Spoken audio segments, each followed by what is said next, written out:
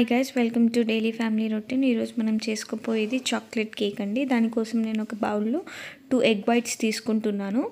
Egg వైట్స్ని తీసుకొని వాటిని బాగా బీట్ చేసుకోవాలి, ఫోమ్ వచ్చేలాగా.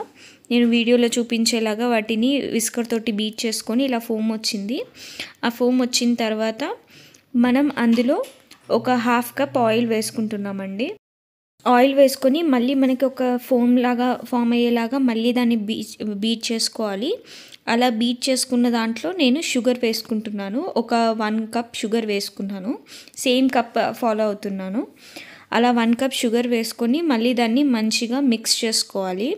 ఒక థిక్ కన్సిస్టెన్సీ, ఒక బ్యాటర్ ఫామ్ అయ్యేలాగా మిక్స్ చేసుకొని దాన్ని మళ్ళీ బీట్ చేసుకుంటున్నాను. కొద్దిసేపు బీట్ చేసుకుంటే అందులో ఎయిర్ బబుల్స్ అనేవి ఫామ్ అవుతాయి.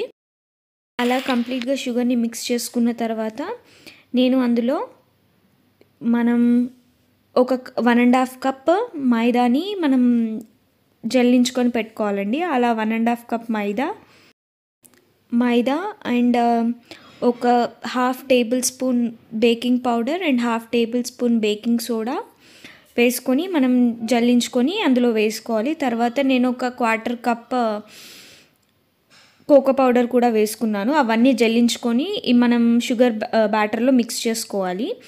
అది ఒకటే కన్సిస్టెన్సీలో కట్ అండ్ ఫోల్డ్ మెథడ్లో మనం మిక్స్ చేసుకోవాలి. దాని కన్సిస్టెన్సీకి తగ్గట్టుగా నేను మిల్క్ యాడ్ చేసుకొని ఇలా బ్యాటర్ రెడీ చేసుకున్నాను. ఆ బ్యాటర్ రెడీ చేసుకున్న తర్వాత నేను ఒక 1 టేబుల్ స్పూన్ వెనిలా ఎసెన్స్ వేసుకున్నాను. వెనిలా ఎసెన్స్ వేసుకొని సేమ్ కట్ అండ్ ఫోమ్ మెథడ్లోనే మిక్స్ చేసుకోవాలి. లేకపోతే ఎయిర్ బబుల్స్ అన్నీ ఫామ్ అయిపోయి బాగా బేక్ అవ్వదు.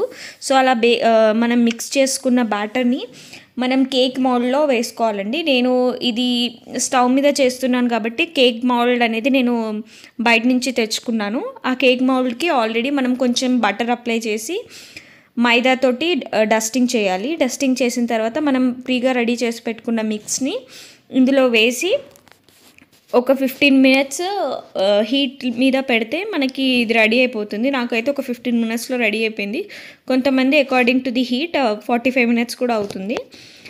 తర్వాత నేను ఆ కేక్ అలా రెడీ అయిపోయిందని నేను సపరేట్లో ప్లేట్లోకి డీమౌల్డ్ చేసుకున్నాను. తర్వాత నేను చాక్లెట్ సిరప్ ఆల్రెడీ మెల్టెడ్ చాక్లెట్ని నేను మెల్ట్ చేసుకొని కేక్ మీద వేసుకున్నాను. వేసుకున్న తర్వాత మనకి కేక్ అనేది రెడీ అండి. చాలా స్పంజీగా మెత్తగా వచ్చింది. ఎయిర్ బబుల్స్ కూడా లేకుండా మంచి సాఫ్ట్గా వచ్చింది. నేను వీడియోలో చూపిస్తున్నట్టుగా. అయితే please like, share and subscribe.